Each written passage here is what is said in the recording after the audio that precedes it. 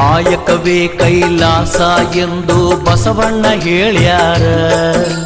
ತ್ರಿಕಾಲದಲ್ಲಿ ಶಿವಪೂಜೆ ಮಾಡಿ ನಿತ್ಯ ಅಂದಾರ. ಭಕ್ತವತ್ಸಲ ಭಗವಂತ ಮೈ ತುಂಬ ಭಸ್ಮ ಹಚ್ಚಕಂಡ ಆಯಾ ಕಾಲಕ್ಕ ಹುಟ್ಟಿ ಬರ್ತಾನ ಹೊಸ ರೂಪ ಹೊತ್ತುಕೊಂಡ. ಭಕ್ತಿಲೆ ದುಡಿದರೆ ಬಂಗಾರ ಕಣ ಇರ್ತಾನ ಕೈ ಹಿಡ್ಕೊಂಡ. ಸಂಗಮ ದೇವನ ಮಹಿಮೆ ಏನಂತ ಹೇಳಲಿ ತಿಳ್ಕಂಡ, ಏನಂತ ಹೇಳಲಿ ತಿಳ್ಕಂಡ. ಮೂರು ಬಟ್ಟ ವಿಭೂತಿ ಒಳಗ ಸಂಗಯ್ಯ ಇರ್ತಾನ. ಹಣಿಮ್ಯಾಗ ಹಚ್ಚಿದ ವಿಭೂತಿ ಬೆಳಕಲ್ಲಿ ಪರಶಿವ ಕಾಣ್ತಾನ.